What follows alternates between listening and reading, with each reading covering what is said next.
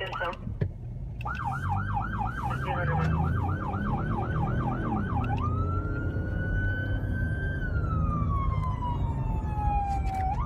think I almost died the first time. Yeah. Yeah, I was pretty much left for dead. At 27 years old, Kyla Massey knows all too well the monstrous grip of physical pain. The kind of pain that is a world away from this January morning. She's just minutes from giving birth to a child she prays she can protect from living the type of life that nearly killed her. As Massey delivers a little girl to the world, she's haunted by her past. There were the beatings to her skull, arms, and legs, and the forced injections of heroin by the men she describes as her captors. Well, the pimps, you know, they would shoot us up. We had to sit there and take it. If we try to reject it, you know, we just get beat up. The liquid poisons rendering her helpless to nothing more than a doll, a rag doll, voodoo doll, just somebody constantly pricking you, making you do this and that, and not, you know, not having no say-so. That's just the whole point. You don't have no control, no say-so over anything. You gotta ask to use the bathroom. A reality controlled by men who sold her nightly. Some nights, how many men would you have to service? Like 30 or 40. Literally feel like a slave. Modern day slave. In 2014, in hotel rooms across Fort Myers, Florida, Massey found herself in the crosshairs of a nightmare that mirrors a nexus of horrors. Human trafficking, sex exploitation, child abuse, heroin addiction. That's when I see them. I see them when they're near death. Her lifeline to help and escape, advocate Ramona Miller. Miller had long worked in the trenches, connecting with people on the streets, passing out condoms, trying to prevent HIV infection. And then her world changed. And this is a world that you find yourself in the midst of, case after case. Case after case, continuously. Because I was looking for one thing, and I found human trafficking. All I wanted to do was help Florida get to zero by stopping HIV and STD. But what remained consistent was individuals that were being prostituted against their will. And with the nexus of drug, with the addictions, forced drugs. They don't take the drugs. They're given the drugs. But it's a close call. It's always a close call. A living hell Massey could describe from the inside. She said the Johns came from all sides of the track. Doctors, lawyers, cops, people with money. Did there ever seem to be any fear that authorities would come in and arrest these traffickers?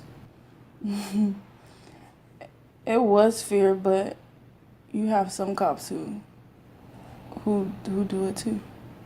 They tell you they use it against you, so you won't get arrested. So they'll say, oh, we won't take you to jail if you do this. But we don't get paid. We just get, our payment is staying out of jail. Out of jail, but trapped. The system somehow is not doing what it should do. It is not fulfilling the needs of the children or of the women, but what it is doing, it is creating a generation of wounded, broken, and trapped women. And what's the cost of that? The human cost? Their lives, the human cost, their dignity, everything that they wish that they could be, they find themselves not having that dream anymore. And I would think that the key word to the landscape is hopelessness. Because there's no hope, because there's no true help. And what they do offer, there isn't a follow-through for it. And because there's no follow-through, we have a revolving door. you don't really get the help that you need, or they just send you from program to program. And I went to program to program and not realize that I was an addict. Yeah, I didn't think that I was an addict because it wasn't my choice. It's always, how old are they? If they're over the age of 18, we only take children. If we take children, we don't have the proper foster homes to place them in. There's always an excuse. Throughout her nightmare, from rape crisis centers to law enforcement, no one could figure out what happened to Massey's rape test, taken after her escape more than 2 years ago. Have you ever gotten a result of your rape kit? No. Is it outrageous? It's horrible. The circuitous road out of exploitation and drug use led back, Massey says, to more nights of horror and rape. Fear grows that the corrosive cost of being trapped can emerge as HIV.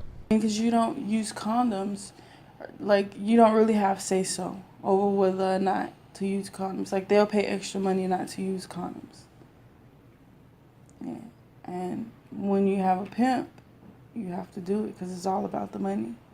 They don't care about the HIV or the sexually transmitted disease or being pregnant. They don't care about all of that stuff. Like an increasing number of young women today reaching out for help, Massey is a former Florida foster child. She says she was abused before entering the system. I was just raped as a kid many times. Like others, so damaged, she became a chronic runaway. Is there a nexus, in your opinion, between the failure of the foster care system and human trafficking in our state? Without a doubt. Foster care children run away. Foster care children are the ones that are most vulnerable. Foster care children are easily human trafficked because they're hidden. And human trafficking is the hidden, dark world of abuse. Your pain mirrors what so many young girls are still going through today. So what would you say is the worst recollection you have of when you were a child of the ward of the state of Florida? There's so many. 52 homes is a lot. 52 Yes, foster care homes. 52 foster care homes That's where you grew up. all over the state of Florida. Yes. Kate, aka Empress Wildflower, is an alumna of the Florida foster care system. As a young girl crossing paths with Massey, and now pushed over the edge, she says, to speak out after 2 young girls in Florida foster care committed suicide. One live on Facebook. And my voice will be heard. And Empress Wildflower takes a stand on behalf of all these foster kids. And I'm not going nowhere. I will help make a change. The road to survival, not simple. Kate says she dances to help provide for her children, but says she is so much more than that. And when you hear the term trapped, what comes to mind for you? I still feel trapped. Trapped with your thoughts, trapped with not being able to do what you know you need to do or what you think you should do. There's always, trapped is, will we break the chains? Nobody ever knows. Do I plan on breaking the chains of my own self? I call it a Band-Aid. The chains are always there. It's just Band-Aided. I'm always trapped. Since first sharing her story, hoping to open doors to help for other young women, Massey's life has changed. The rebirth of a young woman. She emerged as a proud woman at the Emmys, where her story was nominated and resonated. So here we are at the Emmys. You look absolutely magnificent.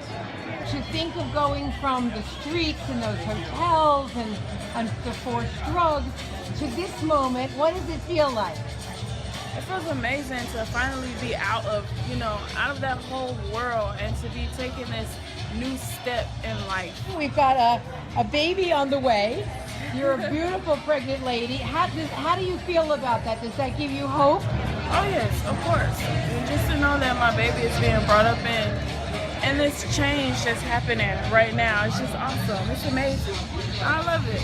I tell everyone, we went from the trenches to the Emmys, and Kyla looked beautiful. She was a princess. You gave her an opportunity to become human. Not just human, but a woman. She was no longer that rag doll. She was no longer that prostitute. She was no longer that drug addict. She was a beautiful woman. Massey's story is now incorporated as a part of the academic training at the renowned St. Thomas University Human Trafficking Accreditation Academy for police, judges, advocates, and social workers. We actually crossed paths in our foster care traveling, you know. It's nice to see her want change for herself and take a stand and save herself along with helping save other people. So, yeah, I admire it. I admire it. She's a strong woman for that.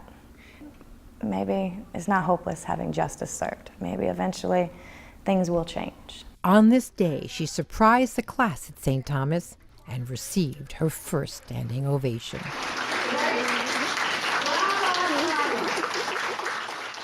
It's positive because that's letting people see that there is hope. However, I am still battling if it's real hope. Is it false hope, you know? And I know I want better for my baby. And I know I don't want my baby to grow up, you know, being in the system as I did, you know?